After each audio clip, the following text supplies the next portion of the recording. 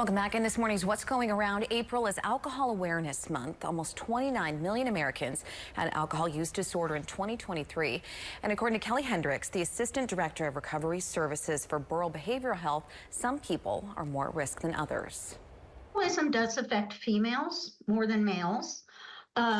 Typical predispositions, there are several factors that can contribute to alcohol or substance use disorder, and those include drinking or using at an early age, genetics and family history of alcohol problems, and mental health conditions, as well as a history of trauma.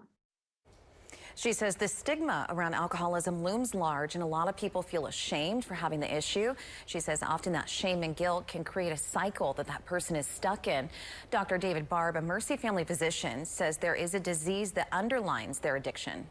We understand now that addiction is a brain disease. There's something just not right in the biochemistry of the brain of people who develop alcohol use disorder or addiction.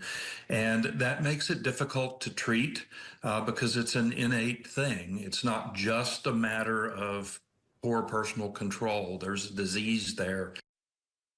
Dr. Barb says there are 3 recovery categories. The first would be an inpatient or outpatient treatment at a recovery center. Second would be meetings like Alcoholics Anonymous. And third would be medication, and that can be used to help discourage people from drinking. Next week, we'll hear more from these 2 on how to take those first steps and how to approach the subject if a loved one is struggling.